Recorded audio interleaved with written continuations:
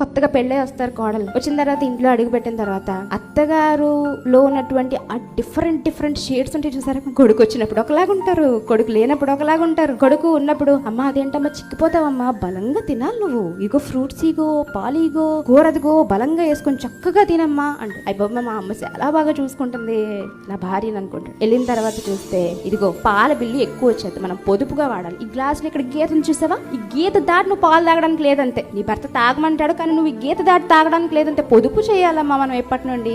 ఇదేంటిది, ఇందాక మా ఆయన ఉన్నప్పుడు ఒకలాగా మాట్లాడింది, ఇప్పుడేమో ఇంకొకలా మాట్లాడింది అని అలా గమనిస్తూ ఉంటుంది పాపం పిచ్చుకోళ్ళు. కూతురు ఉన్నప్పుడు ఒకలా మాట్లాడతారు, కూతురు లేనప్పుడు ఇంకొకలా మాట్లాడతారు, ఇరుగు పొరుగు వాళ్ళు ఉన్నప్పుడు ఒకలా మాట్లాడతారు, లేనప్పుడు ఒకలా మాట్లాడతారు. ఇలా రకరకాల షేడ్స్ చూసి చూసి చూసి చూసి కోడలు అనుకుంటది. మా అత్తగారికి పద్మశ్రీ అవార్డు కూడా సరిపోదు, ఏదో బలమైన బహుముఖ ప్రజ్ఞాశాలి అవార్డు ఏదైనా ఇస్తే మా అత్తగారికి ఇవ్వాలనుకుంటారు. కోడలు కూడా అలాగే అనుకుంటారు. ఎందుకంటే ఇలాంటి పరిస్థితులు ఉన్నాయండి సమాజంలో. ఒక ఇంట్లో ఉండి గొడవలు పెట్టుకున్న అత్తాకోడలను మనం చూస్తున్నాం.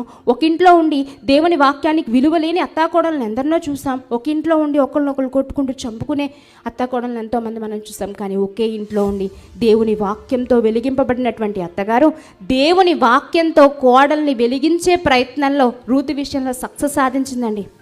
నా జనం నాకొద్దు, నీ జనమే నా జనం, నీ దేశమే నా దేశం, నీ దేశంలోకి నేను వస్తా, నీ దేవుడే నా దేవుడు, మరణము తప్ప నిన్ను నన్ను ఏది వేరు చేయడానికి నేను అసలు ఒప్పుకోను. ఒకవేళ అలా ఏమైనా వేరు చేసి ఏ సందర్భంలోనైనా నేను నిన్ను వదిలేసి వెళ్ళిపోయానంటే యెహోవా నాకెంతటి కీడైనను చేయునుగాక అనేసింది. అంటే దేవుని ఆకర్షణలోకి ఒక మోయాబు స్త్రీ రావడానికి అత్త అయిన నయోమి పడినటువంటి కష్టం, ఆమె జీవన శైలి, ఆమె మాట తీరు, ఆమె విధానం, ఆమె పద్ధతి ఎంత అద్భుతంగా ఉంటే ఒక స్త్రీ తన దేశాన్ని వదిలేసి వచ్చేస్తుందండి.